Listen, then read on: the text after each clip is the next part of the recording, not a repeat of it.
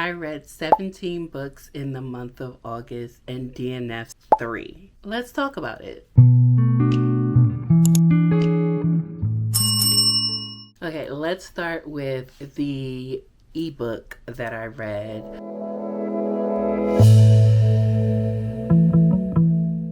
Which is The Hood's Alpha by K. Nicole. K. Nicole is an author that will be at the Southern Hearts and Signed Kisses event in October. So if you don't know, I am trying to read from every author that will be there at the Southern Hearts and Signed Kisses event. And K. Nicole is one of those authors. This book is 84 pages. It's not that long. It is a werewolf shifter book about a guy named Dolph who doesn't know that he is part vampire. But his father, Roan, was part vampire. Did I say part vampire? Part werewolf. He doesn't know that he's part werewolf. And his father was a full-blooded werewolf. His mother is a human. His mother knew that he would be part werewolf, but never told him. And he finally comes into his change. And his father was the alpha of his own pact, and now Dolph will be alpha automatically. But obviously, you coming out of nowhere with this alpha energy, you're bound to make some enemies and to find your mate. It was a cute little story. I gave it 3 stars. Now for the library book that I got in the month of August.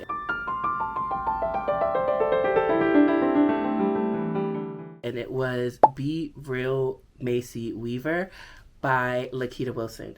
Now, I've also read this book by Lakita Wilson and I enjoyed it so much, but Be Real Macy Weaver was a DNF for me.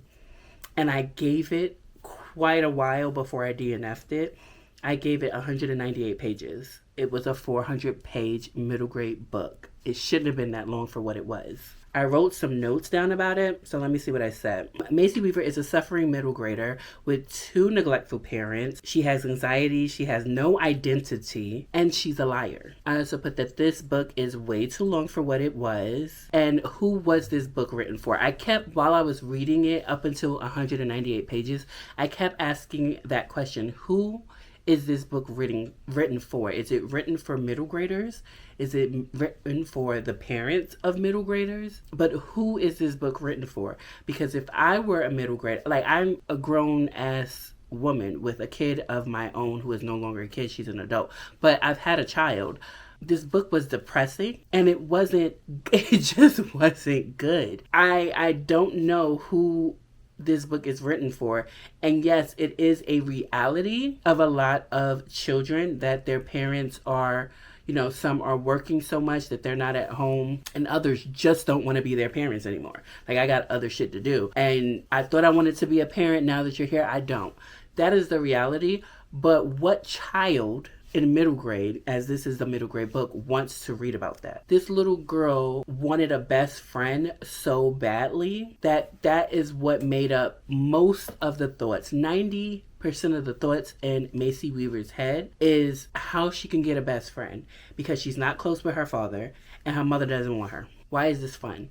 And in order to be a best friend, she thinks she has to be everything that person wants her to be, even though that person hasn't asked anything of her. So if you like spiders, now I like spiders. And it becomes weird for everyone around her and they stop being her friend because you are being weird, which she is, but she doesn't know that. She just needs a friend. What the hell was this book? It was a DNF for me. Now we're going to get into the physical books that I read this month.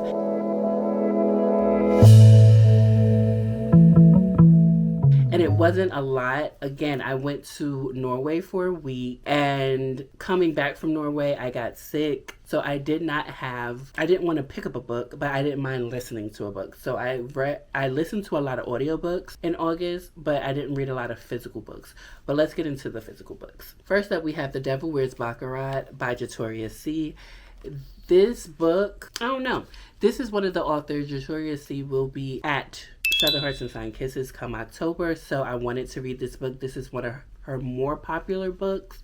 However, I will not be continuing in the series. It's not that this book was bad. It just wasn't for me. This is an interracial romance, BWWM, and the sexual dynamics just weren't, it caught me off guard. I finished the book. However, this one just wasn't for me. Next up, we have The Crucible, which I DNF'd. I DNF'd at 104 pages. I had this book physically. I DNF'd it, put it up on my Pango. It's already gone. It's been sold already without the month even being over. That's how bad this book was that I put it down and immediately put it up on Pango. This was rape to love, because if they don't know what she liked and they force it upon her, whether she likes it or not, she hasn't told you, nor has she shown you. Because she has tears running down her face and she's telling you she don't want to. That's called rape. And it goes into love, and it's a reverse harem. I said the fuck no. No, absolutely not. Once it got to that point, I said no. Next is Honeycut. This is just continuing the series of Tristan and Isolde. This is the official book 2. However, like I said before, I read the 0.5, the 1, and this is book 2. I'm waiting for book 3 to come out because that is the final book. This is literally just smut from cover to cover, and I enjoy that. I don't mind a book that's fully smut. This has a plot. It does, but the plot is the background to the fucking. And I don't mind that, because this book knows exactly what it is. It's not trying to be any more than what it is.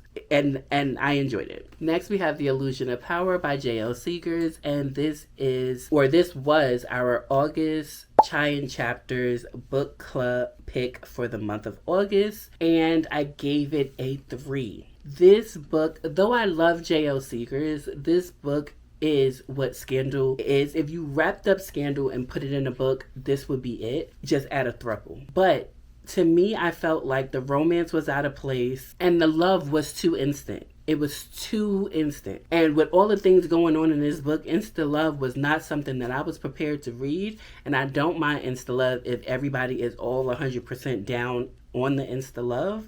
But they weren't, because everything is keeping these people apart when the things that are keeping them apart should not be keeping you apart. You can just walk away and be together. Nobody in this book does that. So how do you love me if you're willing to hurt me? It just didn't make sense. The husband in this book was so villainous that it was just crazy. Like, not saying that men or women just can't be nasty and evil, but in this 400 pages, there is nothing in this book that tells me why he hates his wife so badly. Nothing. In 400 pages, we don't get that. And I don't get it either. So I read it. I gave it 3 stars. A lot of people liked it. Well, I think it was mixed feelings. I think everybody agreed that it was a lot. But I think everybody also agreed that the cliffhanger makes them want to continue on. Catch Me If You Can by Christina C. Jones. I enjoyed this one a lot. This one is a romantic suspense, which like I said, I enjoyed. He works for the FBI, and she is a known thief in the underground world. But there's a twist to that. And there's a twist at the end that I actually enjoyed as well. This book was really good. I didn't know that Christina C. Jones writes romantic suspense, especially in this way. And I own the other 2 books in this series, so I will continue to read them, especially since the cliffhanger was so good. I can't wait. Next, we have Cross My Heart by Roxy Sloan, the Oxford Legacy, book 1. I DNF'd this book. I gave this book 25 good pages of my time. And I did not want to push it any further, because to me this was a waste of my time. This book starts off with our main character who lets us know that her older sister has passed away. She took her own life because of something that happened at Oxford. And our main character, what is this girl's name? Our main character, Tessa, is now like getting into Oxford so that she can snoop around. She wants to get down to the bottom of her sister's death. And the reason why I DNF'd this book 25 pages in is because that's a serious thing, right? My sister has passed away. I want to go and find out what happened, because everyone thinks that she just killed herself. That was it. There's no more to that story but that, and nothing's gonna get in my way. 25 pages in, a man gets in her way immediately because he's so fine. I want to fuck him. And it's just like, out of all the stories that you can weave as an author, you can make it less serious than this if you're gonna make her fall in the first 25 pages. You didn't even give it a good amount of time. Like, it just, I don't like stories that do that. You want us to think that her sister's death is so serious, but she's already crumpling, like she's already folded like a fucking lawn chair in 25 pages. That's not long enough. Have some couth and decorum. And you know I was going to continue reading the Blood Bond Saga. This one is Undaunted. This is book 3 by Helen Hart, and I'm having a good time with this series, even though the main character what is her name? Erin. Erin is getting on my damn nerves. She's so dense and dumb, but Dante is also just as dumb as a box of rocks. Like, and their sex scenes cringe me the hell out, because what do you mean you was locked up for 10 years, but you come out since you were 18? So you're out now, you're 28, and you fucking, like, you've been around for a very long time, like you done honed your craft in that way, and it's like, ew, like, where did you get that from? Nevertheless, I will be continuing this series. I sure will. I'm just having fun with it, and it is fun. Now let's get into the audiobooks that I read this month.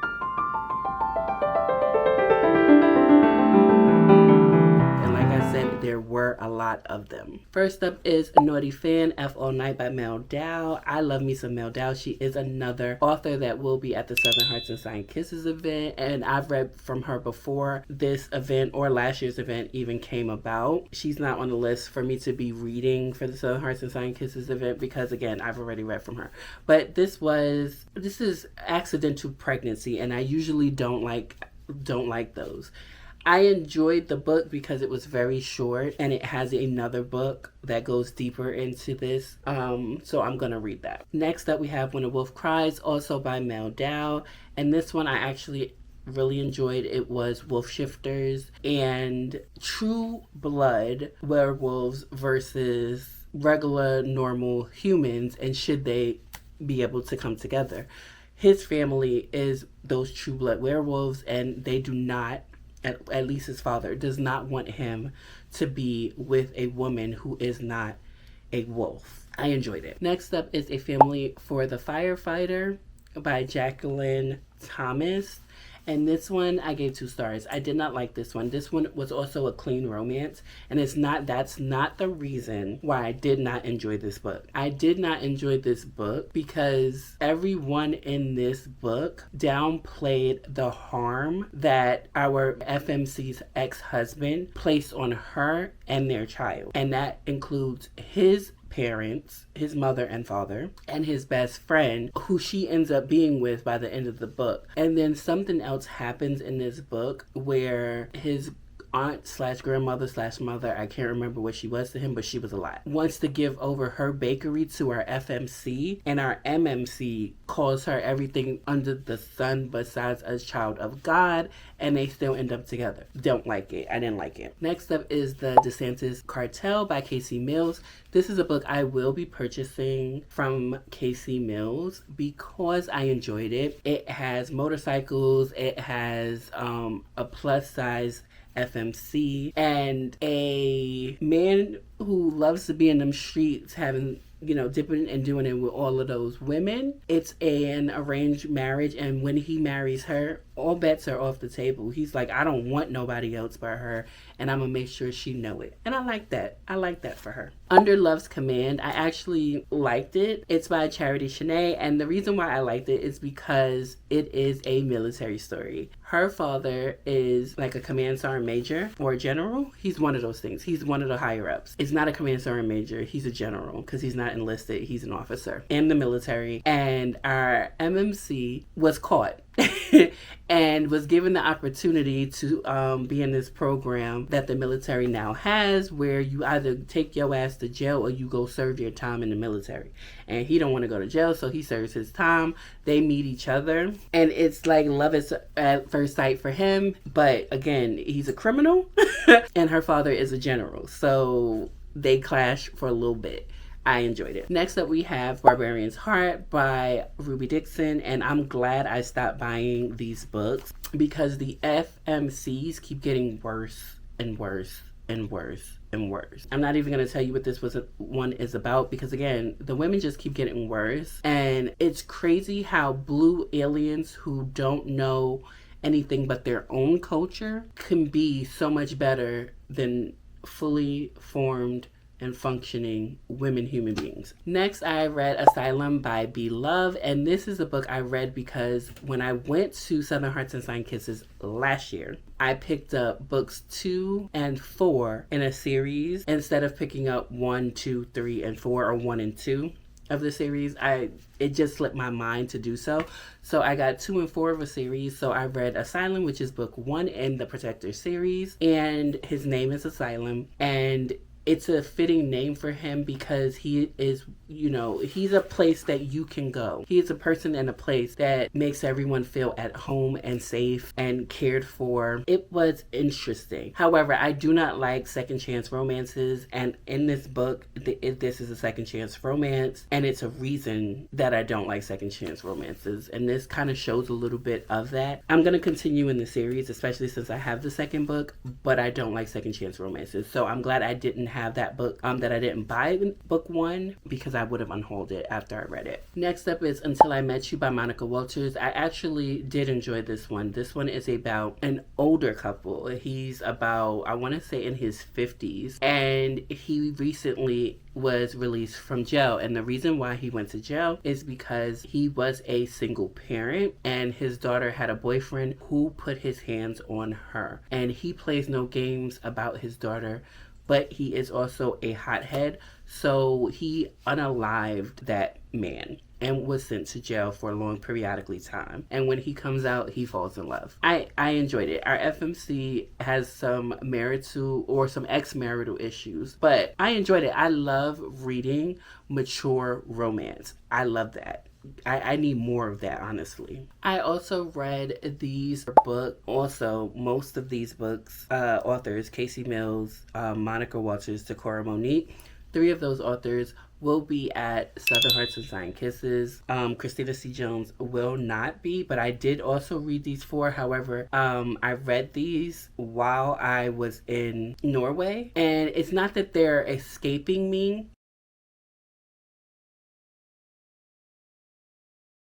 So that is all of the books that I read or listened to in the month of August, and I don't think I want to listen to that many audiobooks in the month of September. But I enjoyed my reading experience so much, though, in the month of August.